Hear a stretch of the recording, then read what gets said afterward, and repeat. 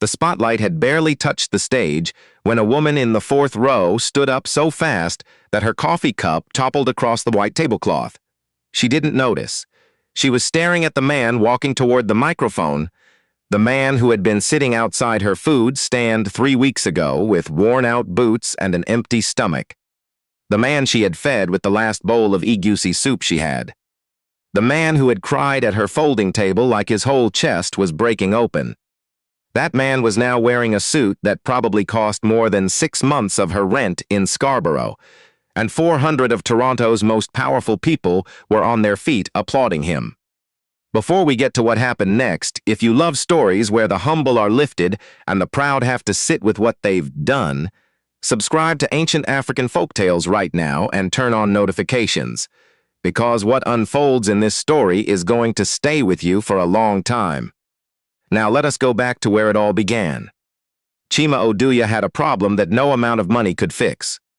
He had tried, Lord knows he had tried. At 39, Chima was worth $4.1 billion.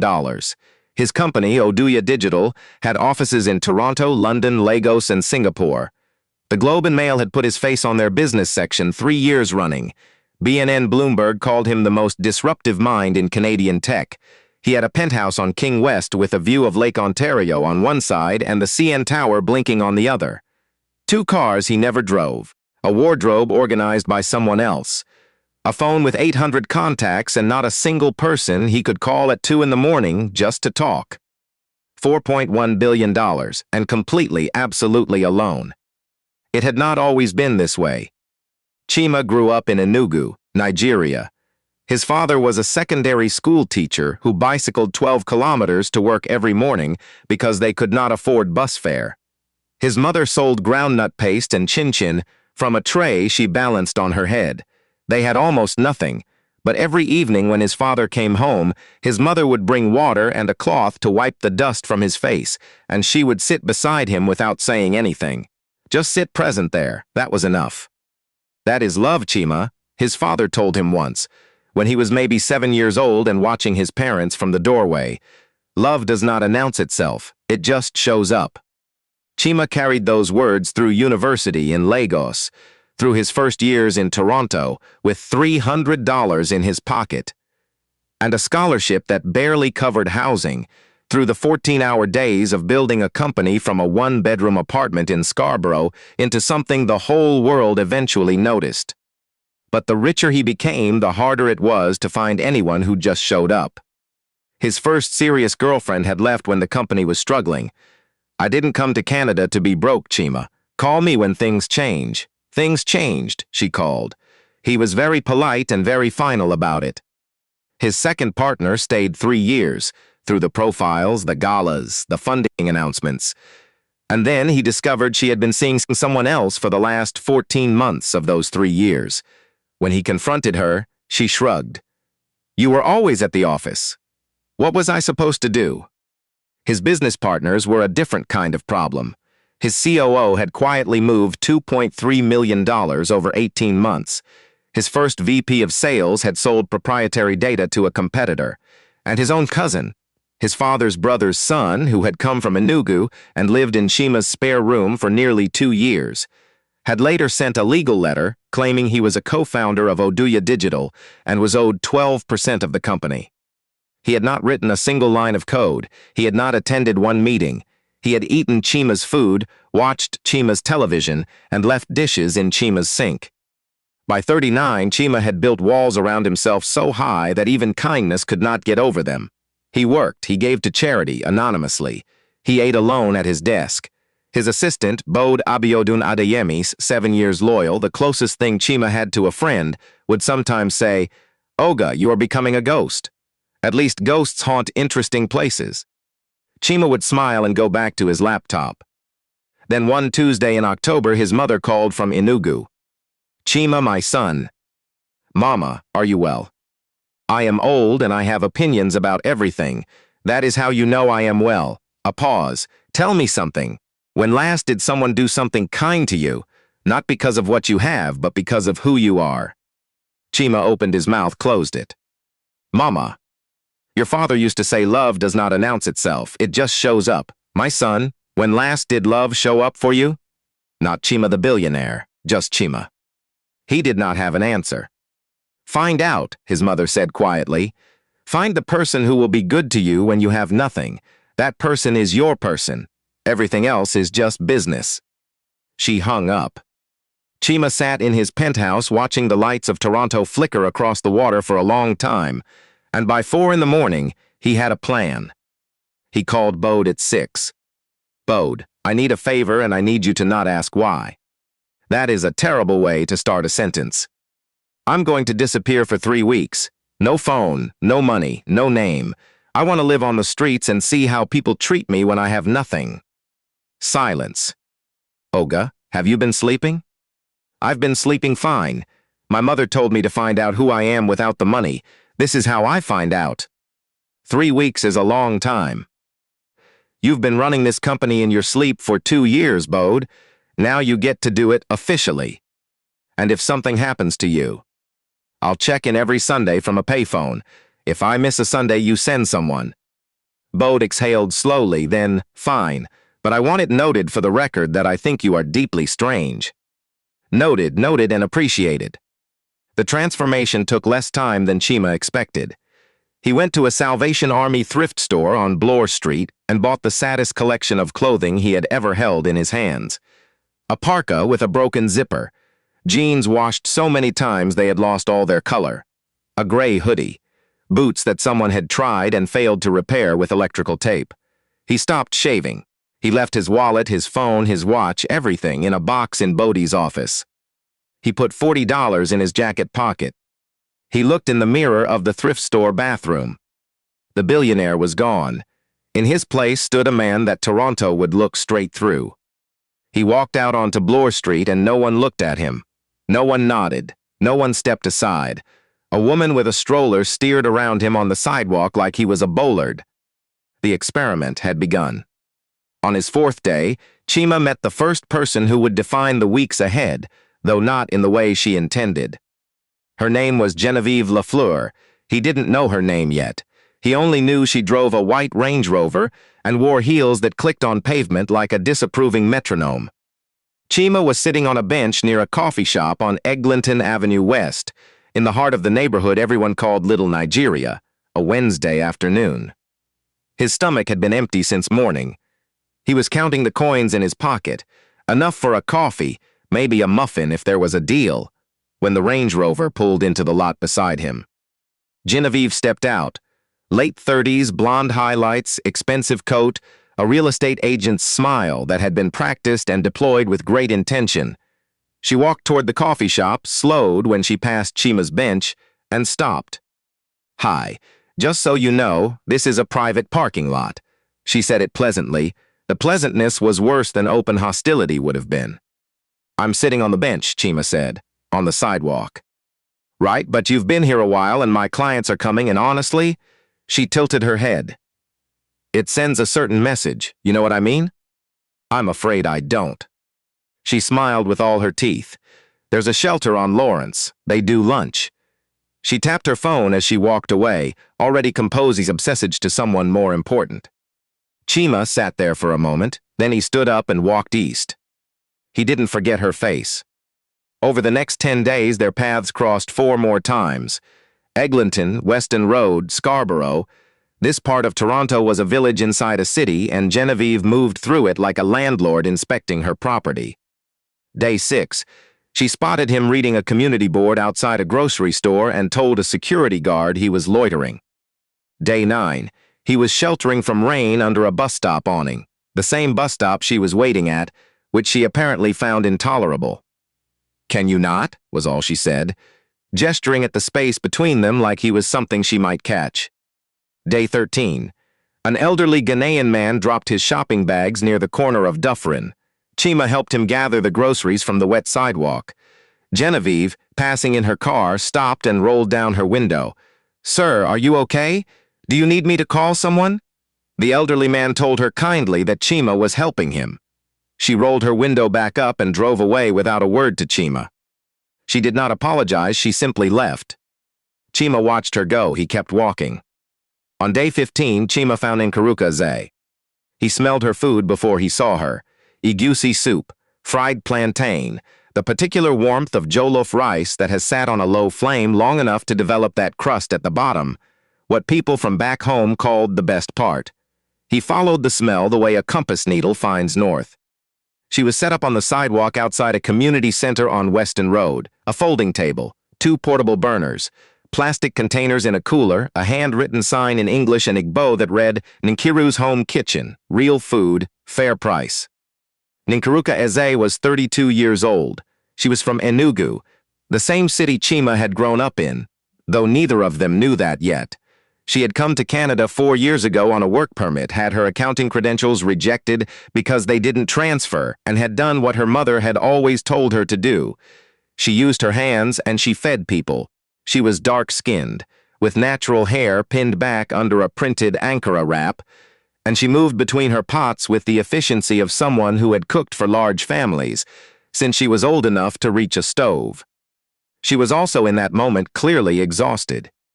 But she was laughing with a customer, a bus driver in uniform, apparently a regular, and the laugh was real, full, the kind of laugh that makes other people want to be part of the joke. Chima stood at the edge of the sidewalk. He had nothing in his pockets for food. He turned to leave.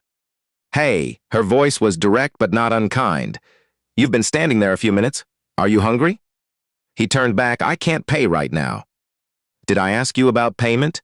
She was already pulling out a container. Sit. There was a plastic chair next to the table. He sat. It wobbled on the uneven sidewalk. She handed him a container. Egusi soup, a mound of jollof rice, 2 pieces of fried plantain arranged on the side with the care of someone who understands that presentation is part of respect. He stared at it. Eat, she said. Cold egusi is a tragedy. He ate, and the food tasted like Enugu, like his mother's kitchen when he was small, like something he had forgotten was possible. When he finished, she brought him water and sat on the cooler across from him. Better.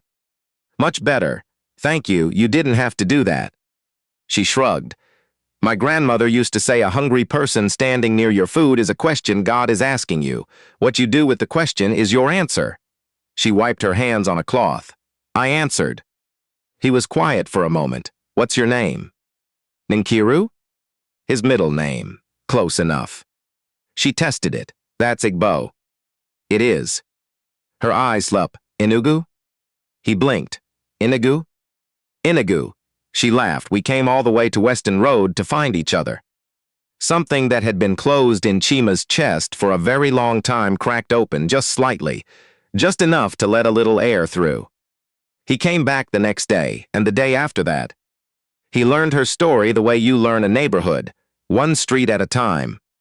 She had a daughter, Kamsi, 6 years old with her mother's eyes and a habit of narrating everything she observed out loud, which Nkiru said made grocery shopping both a pleasure and an ordeal. Kamsi's father had returned to Lagos before she was born and had not been in contact since. Some people plant seeds and don't wait for the harvest, Nkiru said simply, with the tone of someone who had processed the grief and filed it away. Kamsi is my harvest. She is extraordinary. Nkiru woke at 4:30 every morning to start her prep. She was at her spot by 9 and did not pack up until 6 in the evening. She made enough to cover rent, Kamsi's school fees, groceries. Barely. Some months barely was an overstatement. Are you happy? Chima asked her one afternoon on his 9th day at the table. She considered the question seriously. I have Kamsi. I have my health. I have people who come back every day because my jollof rice is the best on this street. Don't let anyone tell you otherwise. She smiled. Is that happiness? Maybe it's something better. Maybe it's enough. Enough. Chidera. People who chase more spend their whole lives hungry when they already have a table full of food. Enough is not settling. Enough is wisdom. Chima looked at this woman, exhausted, underpaid, navigating a city that had not made it easy for her, and felt something he had not felt in years. Not pity, something closer to shame, not of her, of himself, of everything he had and had never once stopped to be grateful for. Then came day 21. It was a Thursday in late October, one of those Toronto days that cannot decide between autumn and winter and settles on something punishing in between, The wind came off the lake with an edge to it. Nkiru's spot on Weston Road was quiet. A slow day, the cold kept people in their offices and their cars. When Chima arrived at noon, he could see immediately that the cooler was nearly empty. One container left. "Slow morning?" he asked, settling into the plastic chair. "Very slow." She said it lightly, but her eyes were doing the math he recognized, the quiet arithmetic of someone calculating which bill to defer. "It happens." They talked instead, about Kamsi's school play coming up, about a neighborhood meeting Nkiru wanted to attend, about whether cold air changed the way egusi behaved on a portable burner. Ordinary things. Comfortable things. Then she stopped mid-sentence, looked at the last container, and picked it up. "Here," she held it out to him. "Take this." "Nkiru. I ate this morning. You haven't eaten today. I can see it." "That's your dinner." "Chidera." She said his name the way his mother said his name, not a command, just a certainty. "Look at me." He looked. "My mother would rise from wherever she is resting and find a way to be disappointed in me if I sat and ate in front of a hungry person. Take the food. You'll have nothing left. I'll make more tomorrow. You cannot make more hunger by tomorrow, please." She pressed the container into his hands. Egusi soup, jollof rice, 2 pieces of fried plantain. Her last meal, her dinner. The food she was supposed to eat herself after packing up, standing at the folding table the way she did every evening, because there was no one to go home to a real dinner with. She had given it to a man she thought had nothing. Chima's hands began to tremble. He didn't understand it at first, the trembling, and then he did.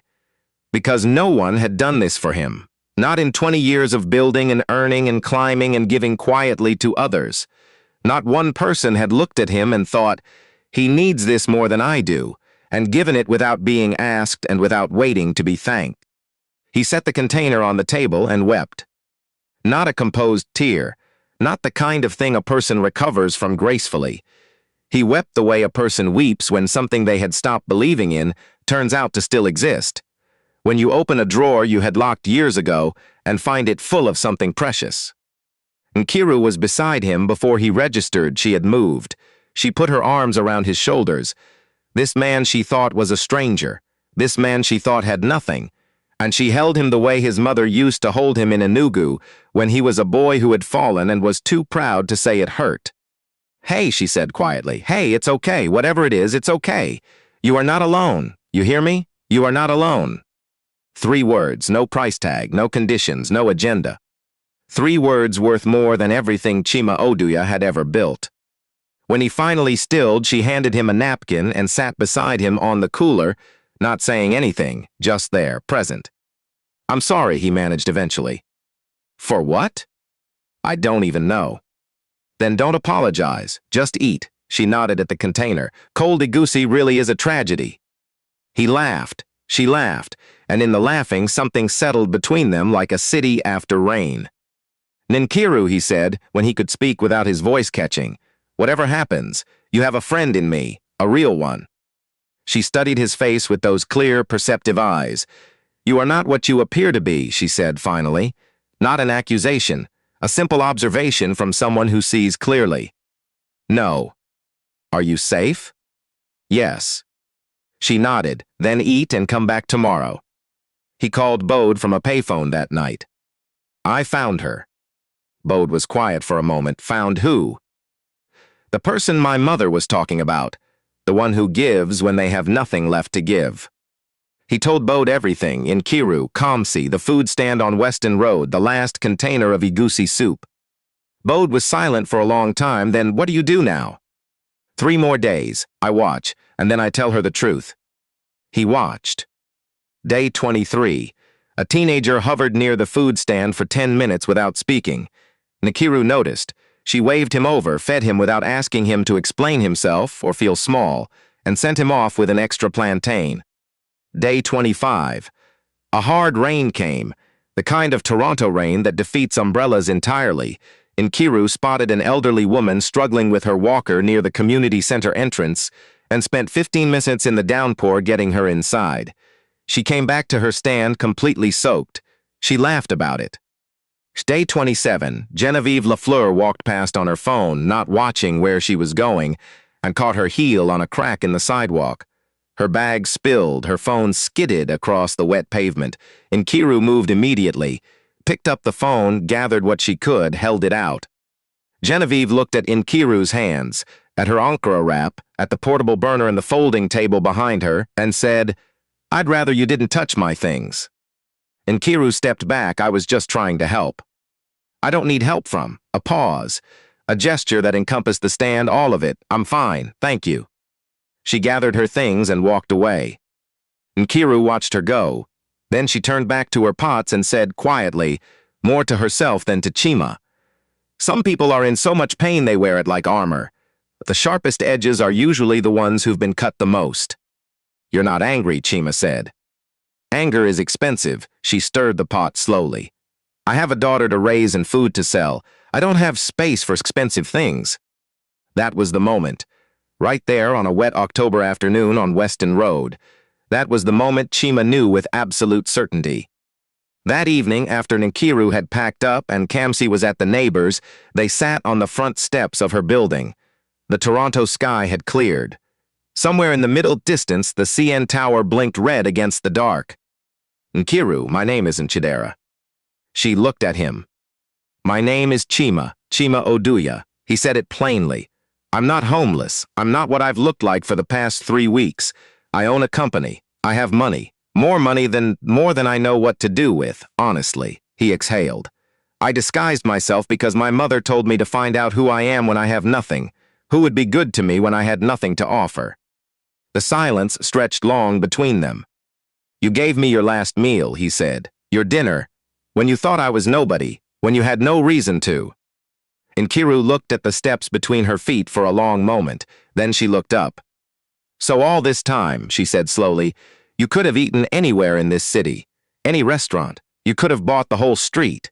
She paused. "And you came to my folding table." "Yes." "And you let me give you my egusi, my last one." "Yes." Another long silence. And then Nkiruka Eze, who had crossed an ocean by herself, raised a daughter by herself, built a food business with her own 2 hands in a country that had made it very difficult, started to laugh. Not a bitter laugh, not a wounded one, a real laugh, full and warm from somewhere deep. "Chima," she shook her head, "a whole billionaire on my plastic chair, eating from a paper container, in boots held together by hope." He started laughing too. They laughed until the steps shook under them, until Nkiru had to press her hands to her face. When it faded, she wiped her eyes and turned to him. "You understand one thing." "What?" "I didn't feed you because I expected you to be someone. I fed you because you were hungry. That's the whole of it. If you had told me on day 1 that you were worth billions, I would have charged you accordingly." She held the straight face for exactly 3 seconds, then smiled. "But I fed you because you needed food. The rest of this, whatever this is, has nothing to do with your money." "I know." "Good, a pause. What happens now?" He took a breath. "There's an event in 2 weeks, a gala at the Metro Toronto Convention Center. I'm being recognized for some donations I made. Shelters, food programs, housing. I want you to come with me." She raised an eyebrow. "Me, at a gala?" "You?" "Chima, I don't own a gala dress. I don't know those people. I am not those people." "I'm not asking you to be those people. I'm asking you to be exactly who you are. That's more than enough. That's the most anyone has ever offered me." She studied him for a long moment. "The food had better be good." "I will personally complain to the chef if it isn't." "All right." She stood, brushing off the back of her jeans. "But I'm warning you, if it tastes like it was made without love, I am leaving early." He stood too. "Deal." The Metro Toronto Convention Center had never hosted anyone quite like Nkiruka Eze, not because she didn't belong there, but because people who usually filled those rooms had never learned what she already knew by heart. 400 guests, city councilors, tech executives, foundation directors, developers, philanthropists. The event was the annual Toronto Giving Forward Awards, honoring anonymous donors who had changed the city quietly. The biggest mystery of the evening was the identity of the person who had funded 38 new affordable housing units across 6 Toronto neighborhoods and fully subsidized 3 community kitchens. including the one on Weston Road that Nkiru used when the weather made her outdoor stand impossible. Nobody had guessed Chima Oduya, because Chima Oduya had always given without wanting the credit. Tonight Bode had arranged everything: a deep navy suit for Chima, a gold Ankara print gown for Nkiru, designed by a Lagos-born designer based in Toronto, custom-made, and when she saw it, she pressed one hand over her mouth and stood very still. "Chima, you've been dressing people with that food of yours for 4 years," he said. "It's someone else's turn." She wore it like she had always owned it. They stepped onto the red carpet together, and cameras flashed, and people leaned toward each other and whispered, "Who was this woman?" She wasn't a socialite. She wasn't a celebrity. She was someone they didn't recognize. And yet she walked like she had every right to be there, because she did. Inside at the main table, Chima saw Genevieve Lafleur. Of course he did. She was exactly the kind of person who attended exactly this kind of event, working the room with business cards and listings. She hadn't noticed him yet. She would. The MC stepped up. The room hushed. The tribute was read. Then, "Ladies and gentlemen, please welcome this year's Distinguished Giving Award recipient, Mr. Chima Oduya, founder and CEO of Oduya Digital." 400 people rose. Chima buttoned his jacket and walked to the stage. He found Genevieve's face in the crowd. She was in the 4th row, her coffee cup halfway to her lips, going very still with recognition, the cup tilted. She caught it, barely. He stepped to the microphone. "Thank you. I'll keep this short, because the most important thing I have to say tonight isn't about money." The room settled. 3 weeks ago, I dressed myself as a man who had nothing and walked through this city to see how it would treat me. A murmur moved across the tables. A woman told me I was making a nice area look bad by sitting on a public bench. The same woman had me watched by security when I was helping an elderly man with his groceries. Genevieve's cup lowered very slowly. She told me she'd rather I didn't touch her belongings when I tried to gather them after she dropped them on the street. He let the silence breathe.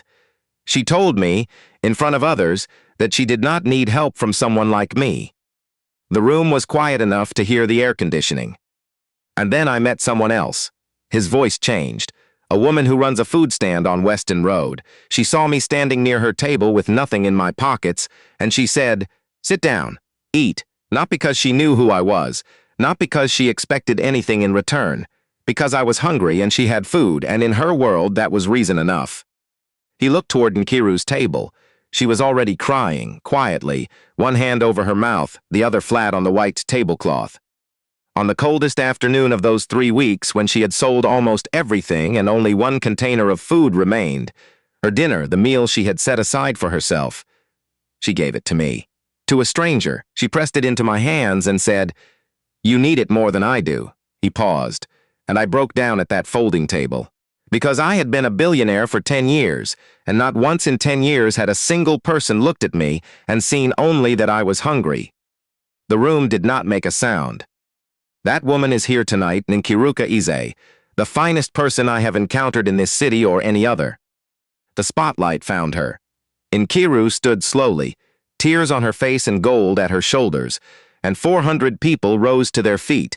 For a woman who had come from Enugu to Toronto with a degree that didn't transfer, and a daughter to raise, and nothing but her hands and her mother's recipes, and a deep, unshakable belief that feeding people is a worthy way to spend a life. Chima walked off the stage and crossed the ballroom and took her hand. "I told you," he said quietly. She laughed through her tears. "The food here is average." "I know, I'm sorry." "We'll discuss it later." The ovation went on. And in the 4th row, Genevieve Lafleur sat very still, her coffee untouched, her eyes fixed somewhere past the stage, wearing the particular expression of someone who has just understood something about themselves that they would have very much preferred not to. The video of Chima's speech, recorded on someone's phone and uploaded just after midnight, had 4 million views by morning. By the end of the week, 11 million, with people from across Canada and back home in Nigeria and Ghana and Sierra Leone sharing it and saying, "I've been to that food stand. I know that woman. She's been doing this the whole time." Nkiru did not raise her prices. "The people who need my food would be the first ones who couldn't afford it anymore," she said, in the one interview she agreed to do with a community radio station on Eglinton. "I didn't start this stand to become famous. I started it because people were hungry." Chima funded a proper kitchen, permits, equipment, 2 staff members she hired herself from the neighborhood. She kept the outdoor stand on Weston Road. "That's where everything real happened," she said. "That stays." Kamsi, already reading 2 grade levels ahead of her class, won a full scholarship to one of Toronto's best independent schools 4 months later, based entirely on her test scores and a short essay she wrote about what she wanted to be when she grew up. Someone like her mama, who makes people feel like they are home. Genevieve's public apology was noted and mostly disbelieved because patterns do not disappear with statements. But 3 months after the gala, she appeared at Nkiru's outdoor stand on a Wednesday afternoon, regular clothes. No Range Rover. She stood in the line like everyone else. When she reached the front, she could not quite make eye contact. "Jollof rice, please, if you have it." Nkiru looked at her for a moment, then she scooped the rice. She added plantain. She added extra stew, ladled generously, without hesitation. Genevieve looked at the container. "You don't have to do that." "You're hungry," Nkiru said. "That's reason enough." Genevieve paid. She sat at the plastic table at the edge of the sidewalk. She ate. And halfway through the container, she began to cry, quietly, the way adults cry in public when they are trying very hard not to, and Nkiru brought her a bottle of water and set it down without making her explain herself. Because Nkiruka Eze had learned from her mother and her grandmother, and the marrow-deep knowledge of a woman who had fed people through every kind of weather. Food given from a true heart does not ask what you deserve. It only asks whether you are hungry. Chima Oduya and Nkiruka Eze were married the following spring. Not at the convention center, not at any of the venues Chima's events team proposed.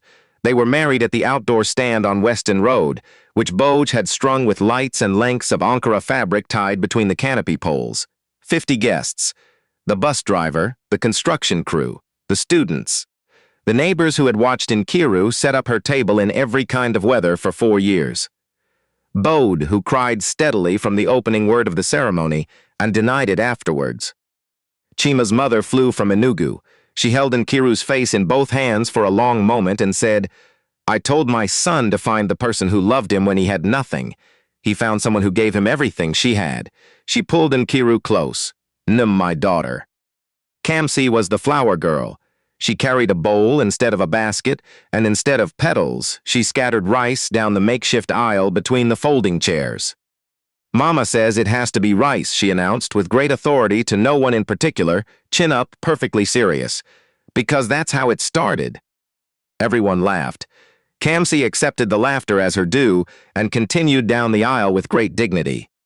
Under the canopy of that folding table on Weston Road, with egusi soup warming in the pot beside them and Toronto's April light going gold above the rooftops, Chima said his vows. "Nkiru, you gave a hungry man a plate of food and didn't ask who he was. You gave a broken man something to hold on to and didn't ask to be thanked. My father told me that love does not announce itself. It just shows up. You showed up every single day without knowing it, you showed up. I will spend the rest of my life trying to be worthy of that." Nkiru said hers. "Chidera," a pause, a smile. "I mean Chima," laughter from the chairs. "You came to my table with nothing, and I gave you what I had because that is the only kind of giving that counts. I don't know everything about who you are yet, but I know you wept when someone was kind to you, and that told me everything I needed." Later, when the music had started and Kamsi was spinning between the chairs with a piece of fried plantain in each hand, Chima leaned close and said, "The food at our own wedding is significantly better than the gala." Nkiru did not even look up. "Of course it is, I made it." And the lesson, the one woven through all of this, the one ancient African folktales carries because it never stops being true. The wealthiest person in the room is rarely the one with the most money. They are the one who can look at a stranger and see a person, who can give their last meal and sleep peacefully because they know it was the right thing to do, who can be dismissed, be insulted, be looked through, and respond by asking, "Are you hungry?" That kind of wealth cannot be inherited. It cannot be built in an office or displayed on a balance sheet. It is grown slowly in kitchens and on sidewalks, and in the unremarkable moments when nobody is watching, and you choose to be good anyway. If this story reached something in you, subscribe to Ancient African Folktales and turn on your notifications. Every story we tell carries a lesson inside it, and we are just getting started.